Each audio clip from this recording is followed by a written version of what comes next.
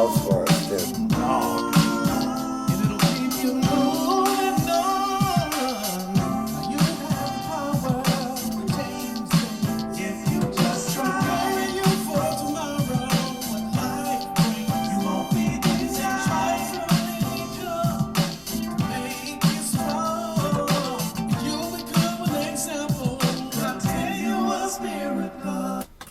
Hey, welcome to another broadcast of Continuous Miracle Radio right here on WGLM 106.3. Scott here with you this morning. And what a beautiful Sunday morning we have, eh, Mike? It is. Yeah. It's not 90 degrees, and I Yet. can see more Yet. than, well, the visibility's increased greatly since Thursday, so there's that. So, less smoke, has that improved your driving abilities? No. Some things just don't change things. Well, it's an honest program. That's why I asked the question. Thursday I came over that big hill on Algoma at the north end of Kent County, Yeah. and it was so smoky, I thought, what an adventure. I hammered it. Where are we going next? Yes, sir. Yeah. We're getting our share of stuff, aren't we? Yes, sir. Could you see the tower on Fisk Knob? Once I was at the top. Once of you were Knob. at the top? But not from down there by the gas station and stuff like that, no. So you're right. Wow. So it's been a little messy around here, around Greenville Way, huh? But I'm telling you, it's a lot wonderfuler today. That's It's a good looking word. like it, yeah. Glad I could get home to enjoy it. Yeah, Thanks for muddling through for me. I do my best. We got Dangerous Darren in here this morning on the dial. Yeah, good morning. Thank you, Darren, for your service once again, sir, being here with us on a Sunday morning. Mm-hmm. And we've also brought a guest in again this week, and we've got wonderful Wayne with us. I like that. I know, I thought you would. I've known Wayne 20 years at least, maybe a little more than that. And I'm quite familiar with, all the people he's helped over the time I've known him, and probably previous to me knowing him, because he was already better when I got involved with him a little bit back down by the South Club in Grand Rapids back then. Man, seems like a while, hasn't it? It's been a while, Scott. Yeah. Been a minute. How you doing drinking? You all right? I don't need a drink. You still sober? I'm still sober. I call that a continuous miracle. Winning. Yeah, 20 plus years, whatever you had. Don't worry. You know, you'll see in the newspapers if I start Oh, drinking yeah. Well, Mike will. He'll keep an eye out for us. Okay. But no, I'm quite familiar with Wayne, and wow, the thousands of people's lives he's affected over his time in sobriety, which is all part of that continuous miracle that this show is all about. People like Wayne out there and doing the things they do once they learn how to do them, and seeing some miracles, not only in their own lives, but in the lives of lots and lots of people around them. So I want to thank you for your many years of service, sir, but I'm sure the audience would like to know a little bit about you. So what brought you to recovery in the beginning? Well, 1985, April 28th. After years of drinking and drug use, I was in the military and I was overseas. What branch were you I was serving in the U.S. Army. In the Army? Okay. Yeah, and I was on the Thank you for your service. the East German border, doing border guard duty. What do they do there? We did border guard duty. The Germans like to we drink. drank Germans a lot. like to drink a little We bit. drank Yeah. a lot, Yeah. And I did drink a lot. I grew up in an alcoholic home, and so I joined the Army because of my drinking. And, the judge encouraged me to join the Army. Yeah, they because had a my way of drinking. doing that. Yeah. Still do. My judge wore a big black robe. He had a little gavel. But, It sounded loud. yeah. So I joined the Army, but that didn't cure my drinking or anything like that. And Push-ups, and- running. and then drinking didn't a lot help. more. Yeah. And pushed up more bottles to my lips than ever. Yeah. And and it started affecting my attitude, my behavior. I was in the Army, and so now I was a strong drunk. Good. From Army strong drunk, and which caused a lot of problems. I'd get in a lot of fights. I like the way he describes that. It caused a lot of problems. Army strong. And I was involved in a lot of things I shouldn't have been involved in. Being Sure. in the service. There's black marketing, cigarettes, whiskey, and stuff like that, and drug use, and my mind just started going worse and worse. It wasn't the Army's fault. I No. grew up in an alcoholic home. They took you to Germany. They're Yeah. trying to help you out. Yeah. But, Presenting opportunities. Exactly. There it is. You want to travel the I world, ended here you are. I ended up getting in a fight with my wife. This was 6 months after my dad got sober through the program of Alcoholics Anonymous. Oh, your dad? Yeah, me and my wife started fighting after he got sober because she was worried about him coming over the house and us not being able to drink. Ooh, her concerns. Yeah. Her concerns. Yeah, and it kind of pissed me off. Fighting so words. We started fighting. We did. We fought a lot, and we'd get drunk a lot together, and we'd fight. We'd hit each other and things, and a neighbor decided to interfere one night, and I threatened to kill him, and I got busted. And They take that Unmanageable. serious. Yeah, unmanageable. Yes, sir. yeah, I ended up in Mannheim, Germany, for about 6 months while I was going through pretrial confinement. Then I got found guilty through a jury of my peers and Other military members? other military members that were high in rank. Oh. None my rank. They had a little more authority. They had a little more authority, yeah. But, no resentments there. It took what it took to get me where I'm at today, and I'm really grateful that So did they become send you worse. to a recovery or into some sort of treatment I facility? went through a program while I was in Leavenworth, Kansas. I went to the What do they do there? They keep you incarcerated. I'm just checking, because I didn't know if there was something else Yeah, that went on they there. don't let you out in society. Probably with good reason. Right, yeah. If you're convicted under the UCMJ. Yeah, which- my mind was not right, and I was convicted under the Uniform Code of Military Justice, just in case anybody wants to know what that was. Right. And, I'm familiar with it. and I have no resentments today.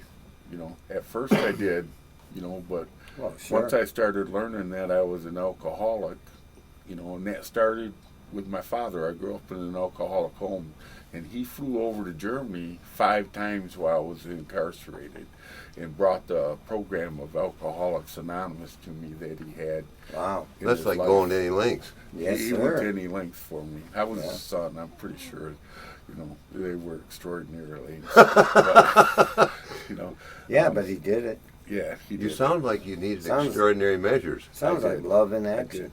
did. So, anyways, That's what it sounds I like. spent 2 years there, and I attended some AA meetings while I was in Leavenworth, and but I didn't really trust the program while I was incarcerated. Well, You're with a bunch of people. I was gonna say, a lot of they've done a people- bunch of things. Yeah. And, Yeah, not a lot of trust in prison. No, not I've a lot heard. of trust. I've heard. Yeah. Well, once I got out, my dad, my mother, they came and picked me up, but they said I could live with them. I had no place to go.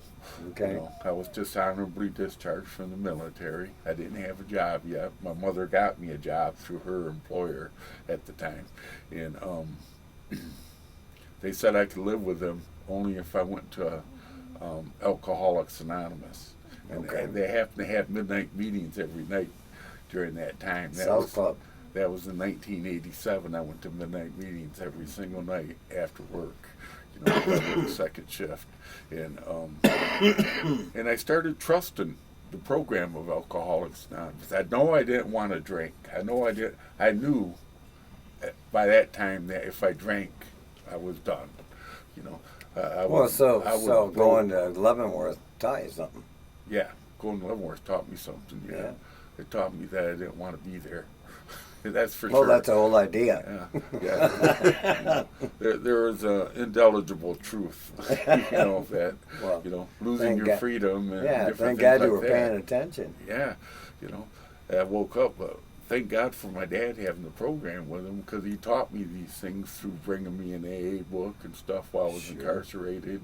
And I'd end up sharing that with other people while I was in there, so they would say, Ox, why don't you come over here, bring that book with you, let's read that book, and so I had my own little group going, and Okay. that was kind of cool, but In Leavenworth. in Leavenworth, but If you didn't catch his nickname back in the day, there was Ox.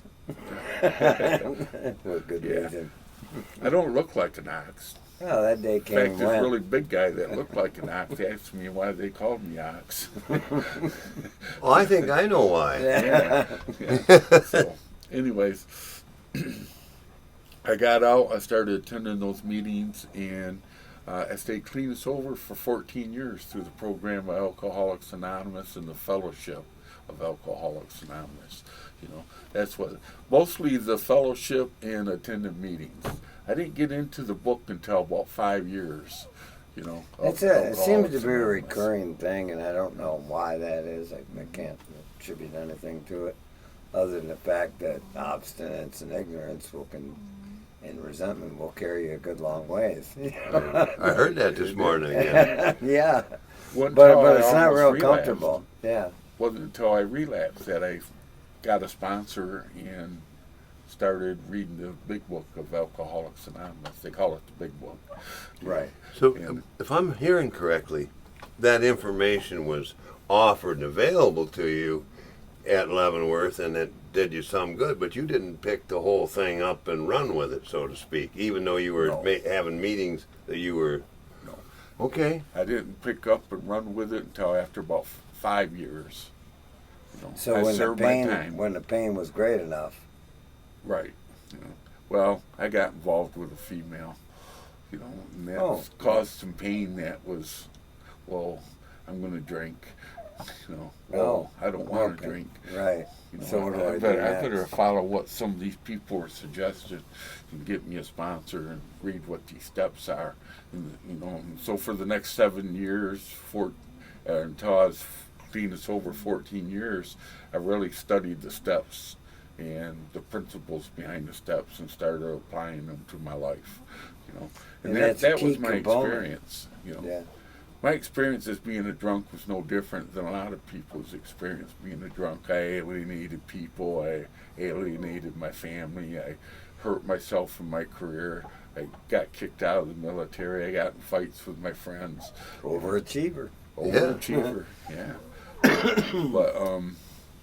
But that's the grace that we That was my discover. experience using. But my experience being clean and sober is what I really enjoy the most. I got clean and sober, stayed clean and sober 14 years, and then I became a certified addiction counselor. Yeah, I was going to get to that. And I did that. And that's where your impact really came into play, because that's where I encountered you, actually, bringing Sure. people down to you for driver's license restoration meetings and things of that nature. You missed that whole party. But it was going on without you. Don't worry. yeah, but... Although you could have used the services prior to that. Well, no. I told Wayne this morning that I kept my driver's license intact since I've ever had it. Now, it wasn't my fault that it happened. Circumstances were such that I kept it. I tried to get rid of it, but I kept it. You mean you underachieved? Well, what I didn't get caught in some of those instances is what it really was. Oh. Or they had me and they didn't have the same detection stuff they do today. You know you're on the radio, right? Well, yeah, but I think Statute of limitations. that one right there, it's run We're out. talking the 1800s here. Yeah, and there were no capital crimes I committed, so they kind of let it ride. But had I had real For good skeletons, real skeletons in the closet, they would have kept me. But what I noted was that Wayne spoke of what he did with that, and that might be something I'd like to ask a question or two about when we come back. Yeah, We still got about a minute. okay, yeah, we'll touch on that when we get back from the break. But Yeah, but watching or observing Wayne's evolution over the years and the impact he's had on so many lives and other people's lives, and not their lives, but the people who they're involved with outside. You know, their family members, lives restored, their family members, dads brought back, moms brought back, children brought back, youth. Experienced a lot, and just from his own giving heart, giving away what was freely given to him. Whether he wanted it in Leavenworth or not is irrelevant. He got it right when he was supposed to. And that's the important thing, and what he did with it afterwards. And that's where that continuous miracle comes about in many people's lives. And not only have we experienced it, but we've witnessed it in many, many lives. So we're going to talk a little bit more, Wayne, when we come back from this brief break here, right? Yep. We got some messages from our sponsors, and we thank you all so much. Randy's House, Guiding Light, Mac. And the and Mac. then Mac. Three of my heroes.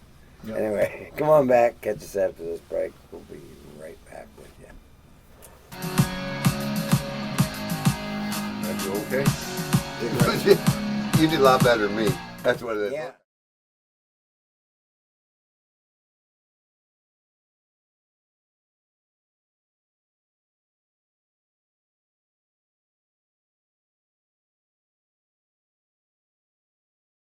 These little messages on my phone in between. Sometimes I don't decipher them.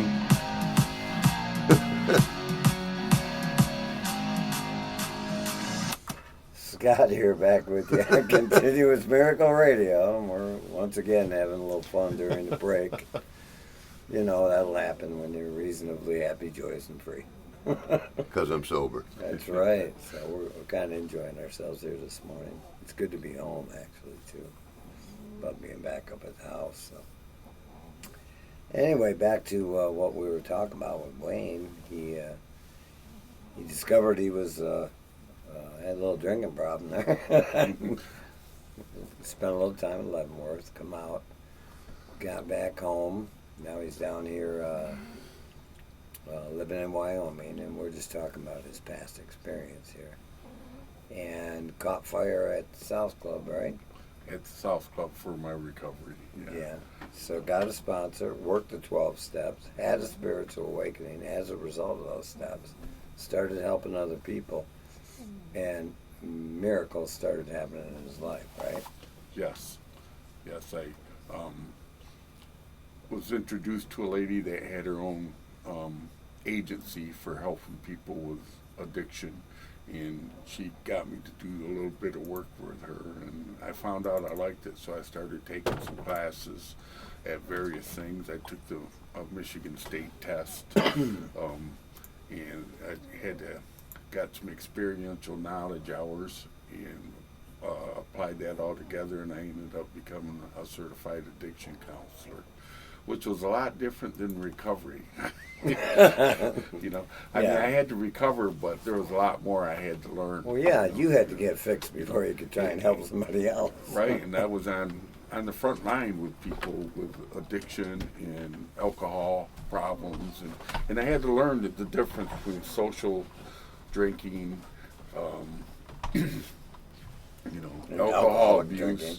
Yeah. and alcoholic drinking. Yeah. And what I learned was, that the social drinker will order a beer and there will be a fly in it, and they'll take it back up to the bartender and say, "There's a fly in my beer, give me a new one." That's a social drinker. An alcohol abuser will see that fly in there, take it out, and drink his beer down. Mm-hmm. The I alcoholic want a free one. The alcoholic will see the fly in there, pull it out, squeeze it, spit it out, spit it out. That drives the point home. And that kind of I was behavior that gets kind it of I was over that with. kind of drinker. I was an extreme drinker. Yeah. I didn't drink just one. I didn't just have fun with one. No, you experienced a phenomenon of craving. A phenomenon of craving. I had to get drunk. After the fly spit it out for you, did you let him go or did you punish him? I threw him. Probably. Like everyone else. But Yeah, I started becoming involved with the recovery community through the court systems. Yeah, that entity was known as Reality Recovery. If I'm Reality counseling services. Reality Counseling Yeah, Services. if they don't mind if I talk about them on the radio. Are they still in existence? They're still in existence. All right, yes. wonderful. Yes, and they do good work, and they taught me a lot. And the owner, is really extraordinary when it comes to bringing home the point of addiction. He's like a surgeon. I'd almost call him a doctor. Sounds like a pretty intelligent guy. He can cut that disease out like that. Yeah. And he also offers solutions. There's a lot of different solutions. Alcoholics Anonymous isn't the only solution. Oh, heavens no. There's multiple pathways to recovery. Yeah, to recovery. And none of them are wrong if you're sober. and all recovery might not just be alcohol. Right. I mean, there's other drugs involved. And then there's, well, they call it substance abuse disorder. Yeah. SUD today. And I learned a lot. Even Gamblers Anonymous. Yep. Is part of that recovery genre. Yeah, when we have Overeaters Anonymous, and they have Narcotics Anonymous. Narcotics and Sex Anonymous. Sex Anonymous. Yeah. Touch on all aspects, which is I can appreciate all that because all it is really people trying to overcome situations and addictions in their lives so that they can become more whole, more productive, and a better person. If I How would can know anybody be against that? If I'd known that I was going to have to face myself truthfully for who I am and what I am extraordinarily, I probably would have ran away screaming and never come to this program. But You got in a little too deep. I got in deep where I had to be honest. Honesty was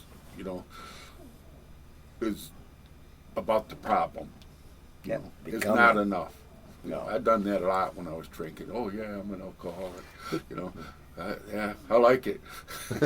Well, I had to get honest, and get truthful. I didn't like it. I didn't like the outcome of my drinking and drug use. I didn't like what was happening to me, and I didn't like the slow decline in, my morals and my values. And that was evident. It was indicators. Hey, I'm in prison. Yeah. AA taught me some truth, and about myself, but it also taught me the truth about what I could do about the problem. I didn't have to just live in the problem. I could live in the solution. We're about the solution. Everybody, if you've encountered difficulties in your life, it's made your life unmanageable. Everybody's knows can zero in on whatever addiction that is and what the problem is. And once we become aware of that, then it's incumbent upon us to say, do I want to do something different? And there's so many avenues available to recovery today, which is why the multiple pathways approach, whatever it is that fits, the shoes that fit, if you put them on and walk in them, you're going to be okay. And if we want to continue behaving the way we had, then things are going to remain and probably get a little bit worse. I got based on experience. That's not making anything up. That's real life. I've got two things I'd like to throw out here. One is about the multiple pathways. If it's not sustainable in the long run, it's like a dead-end pathway, so to speak. It might work for a while, but it doesn't work in the long run. Right. And the other thing has to do with what you told me this morning about humility that produced a chuckle out of me. Would you feel like sharing that? Sure. As an alcoholic and a drug addict, I learned firsthand what humiliation was, because I'd humiliate myself at every juncture and turn, and I would do with this. Authority. I would do this, I would do that. I'd wake up in jail, I'd lost jobs, I alienated family and friends, and, I humiliated myself quite readily, And in the Golden Books by Father John Doe, it talks about the difference between humiliation and humility. It does. And it says humiliation is getting smacked with the truth and not like it. Basically, I'm just paraphrasing, But in the humility, it's accepting that truth, and then working to change it. and working to change it. Because until you can accept that you have the problem, you're not going to live in the solution. Yeah, they don't coexist. Yeah. Can't have one without the other. I wanted Wayne to share that because I'm going to use that line more than once, and people might give me credit for coming up with it. No, I just stole it somewhere else. From the golden books. Yeah, I'm familiar with I got those quite an too. education on the ride here this morning. You did. Yes, sir. There was that one time. Well, and part of it is Wayne doesn't see as good as he could. Oh, And so he wasn't quite. He didn't see everything. Well, hold on. Never mind. He got to actually ride with Mike. Yes, And the sir. only reason we promoted that was because we know Wayne's vision is a bit limited. So You'll be fine. it's okay. It's beautiful. I enjoyed it, Skill set. Mike. Thank you. Darren rode with me, and he had questions. Next time I'll bring a blindfold with me. Oh, good. We're learning. We Yeah. learn from our. Experiences. There you go. The car ran the whole way here. That's all that mattered to me. There you go. There was a time that he didn't. I used the wood hauler for the trip today, folks. I saw that butte. It's got the perfect Michigan rust lines on it. She's a dandy. Beauty. So back- anyway, back to reality recovery coming out of, well, you said you spent quite a few years at South Club, because that's where I originally encountered you. Right. Was early recovery and working I believe I was working a kind of odd deal, doing some trucking, and I would get to a midnight meeting because I could, and my sponsor told me, you get to as many meetings as you can, you're working different hours now, and yada yada. Well, meeting you was extraordinary, Scott, because It was- you follow one of the precepts that they really push in the 12-step programs is the service work, and you were heavily into service work. Yeah, always. Well, I was instructed that was a key That's a component to continuing recovery. That's yeah. a platform for learning. Yeah, exactly, and to absorb everything I was learning along the way, and it was all, wow, I've had a lot of experiences, much like yourself, and have I gleaned a lot of information from all those various experiences, and it's not of value unless we can share it. You know what I mean? Glad you learned that, but what are you doing with it was always a question. Sure. And the only way I found to fill that was to share what I had learned. And the only way I can do that is by helping other people. Well, there's plenty of tools in the program of recoveries, and the thing is you have to apply them. Yeah. And learning how to apply the tools comes through working with others, because You get a lot of practice. we become dependent on those tools, and, one of mine is my relationship with my higher power. Sure. There's a multitude of tools, and I just gotta be not afraid to use them. It can help me face everything and recover. When I do that. Yeah, and you're doing quite well. Thank you. Yeah. It's a noticeable difference. Yeah. Mike, I don't know. I'm not so much. Well, it's a question of, like Wayne was saying, about a platform to learn from. Right. You pointed out to me shortly after I moved to Newaygo after work in the steps that I needed to be more involved in helping others, and you helped me find out how to become a certified state recovery coach. Yeah, because that's a pathway Yeah, to be of service or of value to other people. yeah, it wasn't what got me sober and kept me sober, but it was something up, like Wayne said, a platform for learning, and then maybe a structure for using the tools that I developed along the way. Right. And the beauty of that, I know the three of us have experienced it, but anybody in the listening audience, this is available to you as well. And a whole different way of going about living life. to some good purpose, as opposed to the way, Leavenworth. Yeah. Not so good. Well, I Let's had a do bu- this instead. Okay. I had a buddy in the Army that went to Leavenworth, and it wasn't 4 months after he got out of Leavenworth, the next thing you know, he's lodged in Jackson, a big walled place. He didn't learn quite the lesson you did. No. So, Some people opportunities. don't. I had a choice for sure. Oh, yeah. Yeah, you get an opportunity to do something different or continue on. My choice is in when I put the drink to my lips because then my mind's not right. Well, learning that's one thing. Doing something about it is another matter. Yeah. So what do you think, Mike, about his, what he was speaking about, his evolution with his higher power?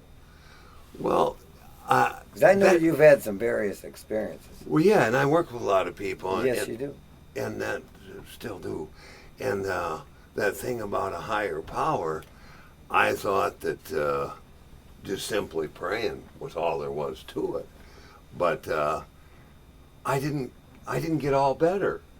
It really helped with the obsession with drink, but I was still what you might want to call, don't hit the buzzer, I'll use a different word. I was kind of a not so nice person, maybe a Cantankerous. cantankerous, but some people would call it, I was kind of a, can I use a P word? No. Okay, well I was one of them, but and Thank you, God Doug. didn't fix that just because I prayed. And then I found out in the book it says my behavior as an alcoholic and an addict blocks me from the sunlight of the Spirit. Yes. So for a guy like me, just simply getting a cross and putting my hands together was not enough. I had a really bad idea about what God was by just simply trying to turn my life. And it got a point in our book about that stuff. And right there at the end of we're reading the steps on like page 58 or something like that, it says, now we think we're at step 3. And then it's got 2 pages that say, no, think again, clown. And it pointed out in that part that my behavior blocked me from the sunlight of Spirit, even though that little part doesn't say it, but that's what it really did. If I keep doing the same crap I've been doing, I'll get the same results I've had. And it wasn't talking about just the drink. It was talking about my overall behavior and attitude about life. Well, those 12 steps are important for that. They call that a plan of action, And if you want things to change, then you need to take action. Do stuff. In the 12-step program has a wonderful plan of action that you can take if you want to make positive changes. So I died back in November of cardiac arrest, and they take me to this PT to learn things. And one of the big things they kept throwing at me is not having a plan is a plan to fail.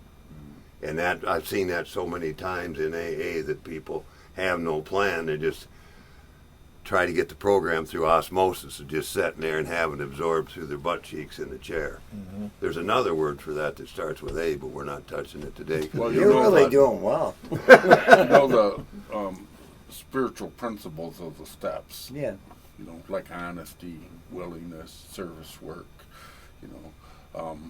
Perseverance. hope, perseverance, willingness, all those different things, integrity, courage, those are all action words. They are. And it's important to take action, if I want things to change. And if I don't, Do Nothing what I always changes? did. and nothing changes. If Right. I do what I always did, I'm going to get what I always got. Right. Doesn't sound like a lot of fun. That's what I was trying to say. Thanks for putting it into better words. Life's a lot better. Listen, yeah. Life's a lot better today because of it. So we're going to take a brief break here on Continuous Miracle Radio. Thank you so much for listening right here on WGLM 106.3. How am I doing, Wayne? Thank you. You guys ask questions and I get to answer. Being on the radio with the nervous now I'm feeling pretty comfortable. Told you, we ain't here to hurt you. People realize after a while this clown can do it.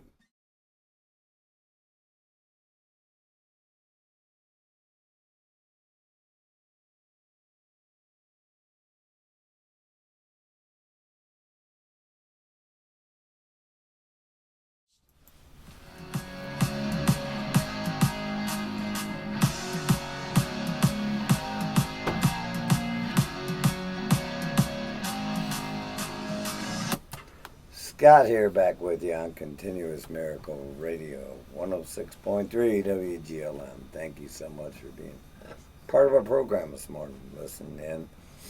This Mike and I, and Wayne, and even Darren share a little bit about recovery and our Wayne's experience, strength, and hope.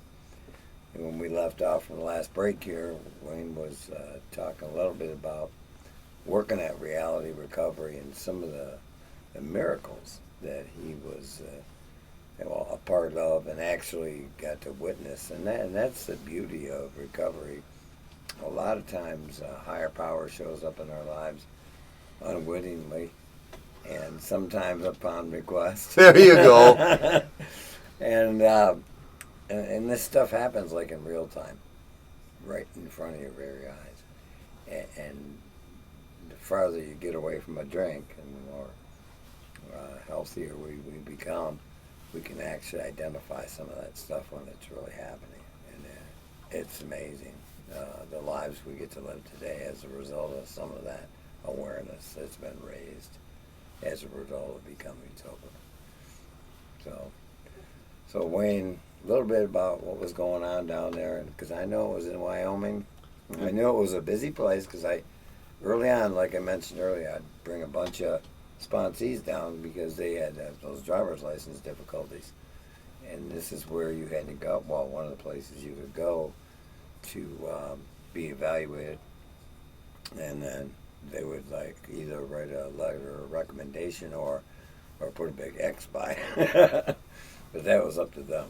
So a little bit about some of the stuff you saw down there at Reality Recovery in your 14 years. I would definitely be introduced to a lot of people that had alcohol and drug use issues, and whatever those issues brought to them, and driver's licenses were one of them. It can be a factor. And that's where I met you, because you would bring people down there and we would do driver's license assessments for them, and hopefully you had them well prepared. Most of the time they did. There's very few. I did at times get people that would continue drinking and then come in there and try to get their license back, and the state of Michigan did not allow that. You had to be clean and sober at least 1 year before they would give you your license back. But I would work with a lot of people, and they would go on to join some of the 12-step programs that were out there, or some of the other, genres of recovery. But I would see him, because I'm a member of recovery myself, and I would use Alcoholics Anonymous as a genre of my recovery. I would meet a lot of people that continued over the years that I had first met through the program that I was doing intensive outpatient through, and I was doing individual counseling with, and different things like that, and I would watch them grow exponentially, just right before your very eyes, like a super rocket. Yeah. They would get involved. They would start helping others, and people would start getting clean and sober because of what they learned.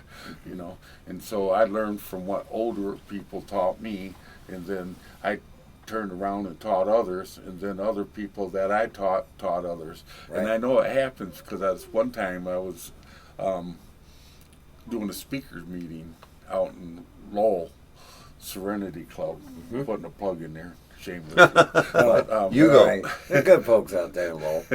We like you too. Yeah. And I spoke out there, and somebody come up there and says, "Yeah, I remember seeing you when I was in treatment."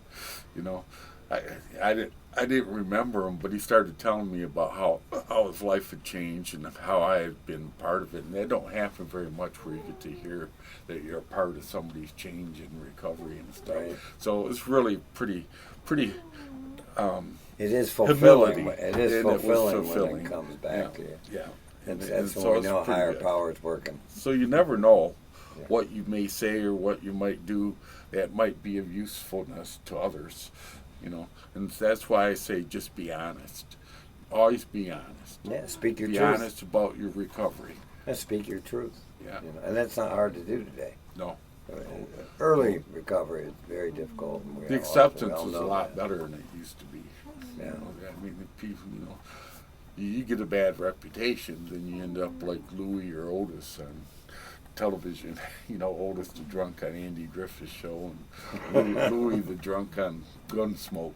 No, those, they found their own Their niche. niche, yeah. It worked for them. Yeah. So, but yeah, I know I've had similar experiences that you're describing, of course. We used to go up early in recovery. My sponsor would take me to the county jail or for a meeting. Well, we picked you up there, didn't he? Yeah, one time. Anyway, and then up to it was the 6th floor at the recovery center there, down there off Mall. Oh, okay. Yeah, and he was adamant about helping those folks because he said people who need help, we have to go to them because they're not able to attain it. Yeah, they used to have the care unit down there. Care unit, yeah, that's where we go. Yeah. And I learned a lot in early recovery. And then years later, come across some of these folks at whatever venue, and and they would call you, and like, oh, that's good, and good to see you, because we never know, like you mentioned, how that's going to work. Yeah. Out there in the world until we're reminded. So. I had a shocking one like that a little while ago. A fellow that I insisted that he look at the part in our program of having a higher power in your life. This was a few years ago. He came back a few months ago, and I said, "Where you been?" I said, "You've been doing his work," and he misunderstood, but it took a moment to realize that he's a lay minister now, and that never was my intention to lead him to religion, but that was what he shared with me. I was just trying to help him with his problem. Apparently, he needed more of God's help than what I thought. Mike could offer. Well, it's like being an alcohol and drug counselor. Am I using Dave? Need a lot of help. What? Quitting is for quitters. Right. Crazy can fix crazy. And then believe in that. Yeah. Oh, my goodness. Well, and that's living it, and that's a miracle. Doing maybe what a higher power had in mind for you. So when you Well, the bottom line is it comes down to God doing for me what I couldn't do for myself. Yeah. Because I would have never, willingly chose that path of life. I had already chosen. I'm going to be a drunk till I'm done. Right. I'm gonna smoke pot barefooted on my back porch forever until failed at all that. Try something different. Ended up places I didn't want to be. Right. And here's another place I ended up I never thought I'd be. Yeah. But this is a lot better than where I've been. Yeah. We don't hurt you here. We don't even want anything from you. And there's a good chance your message will reach someone here. And A that's part the of it, hope. I should say. That's the hope. Yeah. Yeah. Because it can happen to anybody, much like Wayne described. Well, gratitude is the attitude today. And I'm really grateful you brought me on this genre. As You've got a lot of experience to a share. way of giving back what I've been given. Mm-hmm. Freely. I even gained a few one-liners I'm going to use sometime. Well, you could always use a few new ones. Yeah, it's true. I've been wearing the other ones out a bit, but it's because they work. That's why they're one-liners, because they're effective and they work. The one thing I learned about humor is there will always be opportunity to laugh. Oh, let's hope so. All you gotta do is keep your eye open for them. Yeah. Yeah, reasonably. Happy, joyous, and free. Right. And That's sometimes right. humor looks like that. That's where we sit today.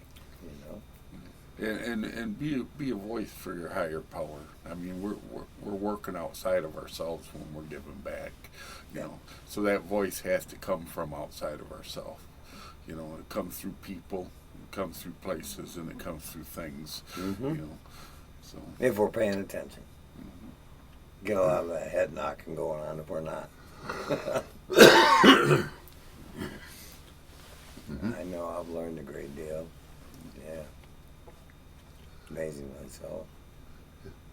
I had to have something pointed out. You pointed out to me a quote the other day.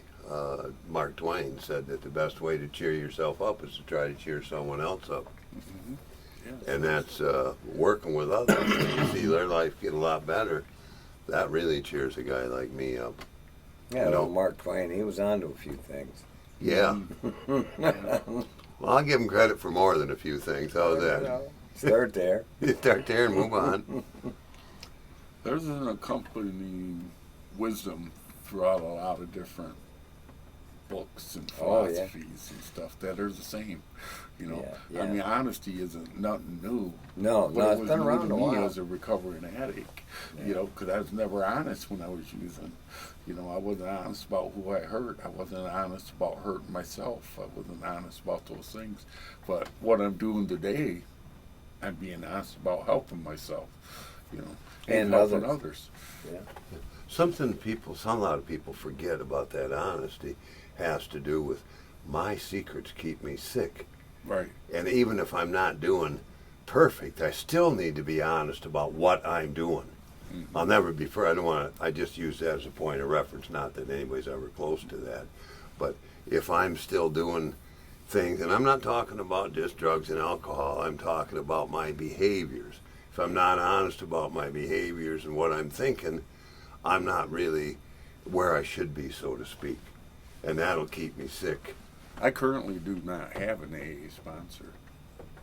Oh, I've lost 3 AA sponsors since I've been clean and sober. 41 years I've had sponsors. yeah. Well, today, you know, a sponsor doesn't be somebody that's got 45 years or something. No. You know, I can take someone that's got 23 years you got? Yeah, okay, Yeah, 22. 22. Yeah, we never credit no I- front clean time. I'm Yeah. pretty sure we already give you a 23-year. Yeah. No, that's this. Well, Yeah, well, coming that's up. the thing. I can use someone like you, so it doesn't matter if you have 30 days, if you got 60 days. If you're working the program of recovery, you can be useful to anybody at any time. Yeah, It doesn't matter. And because your responses are consistent within the principles of the program. That's why. It's a literature-driven program, so if I want a little details on that, all I have to do is dig a little deeper. And I found that with my limited amount of sobriety, I've been able to help people who've been around a while. He told me what one man in a book can do, with a book in his hand can do, and that's what I've tried to do, follow closely what the literature tells me to do. And some people need to be reminded. I've been asked questions by people with a lot of sobriety up where I live now because It's Yeah, all but- important. Yeah. You know, because they Oh. had fellowship before they had the book. Yeah, if they have a question, maybe you may have found an answer in the book. Yeah. You know. You guys told me that if I can't find my problem in the book, I really don't have a problem. You can also find your answer in there. Oh yeah, you had to point that out too. Yeah. Why are you reading that? Read this. I gotta put in a pitch for Wayne that he didn't do for himself. He doesn't drive like he used to meetings. He'd still like to get to meetings. If anybody out there hears that, you know Wayne, whatever, check in with him, see if you can get a ride to a meeting with him. Yeah. You've got a lot to share. Yep. Experience, strength, and hope is what I got gas money. All righty. That's perfect. Oh, I got a little joke. They told me the difference between NA and AA is commonly a guy in AA doesn't have a license but has a car, and a guy in NA doesn't have a car but he still has a license. Well, it's not 100% true. It's a kind of a tendency. A guy like me with a real drinking All problem. those things gonna happen. Yeah, drinking and driving, they kind of tie in with that. Yeah, once they happen, though, what do you do about it? And that's the solution. So. But you're 14 years after that. Now you retired. I know that. I'm retired now, but I became ill. Yeah. I got kidney disease, Mhm. and it, That's a physical and it affected ailment. my heart, it affected my eyesight, but it didn't affect my attitude about recovery. Isn't that a You know, miracle? I need these principles to help me get through this hard part of my life. You know, I don't want to drink or drug or start feeling sorry for myself or any of that kind of stuff. Right. You know, because if I start feeling sorry for myself, then I get into the pour me another drink. Right. I don't need that. Which isn't the answer. no, that's not the answer. So you're a wonderful example of experiencing some of ailments in life that, affect millions of people. Not the only one, right? Mm-hmm. And being able to walk through those difficulties in a sober fashion, and still live a life full of principle, purpose, and be a decent example for some other folks along the way. So that's another service that Wayne provides to the people in the community. Yeah, and this morning in our meeting, he was able to share an insight that no one else seemed to have. That's great. Well, that's why we have trusted elders. Oh, yeah. They come around and share things that have value, and we can apply to our lives and maybe make a difference in somebody else's. Long timers, not old timers. That's how it's, long timers. And for a reason. I learned that in AA. I didn't come up with that on my own. I learned a lot there. Thanks, folks. I need a lot more. Keep swinging. Thank you, Mike, for having me here. It was a pleasure, Wayne. Hey, I'd like to thank Mike for paying attention for a change. I stayed right on the road all the way here, and I'm right. hoping to do the same on the way back. And I'd like to thank you, Scott, for thinking of me. Of course, You made an indelible mark on me years ago, obviously, because I still recall it. And Darren. A mark that didn't hurt. That's right. That's right. Thank you, Wayne. So, Mike, tell me, I know we got some guests next week. Is that, or am I preemptive on that? Today's okay. I believe we have Craig and Shane next week. Okay. They're going to tell us what recovery coming to Belding sort of looks like, among other things. And that's pretty good. I remember who we had for a change. Well, it's you did great. I got one in a row, folks. They'll pat me on the back. We're going to keep bringing Mike back. Okay. Oh, I even know who we got for a few weeks after that, but... Not now. Okay, all right. Hey, I do want to show off. Get a calendar. Hey, I do want to thank our sponsors, Brandy's House, Oh, yeah. Mac, and Guiding Light.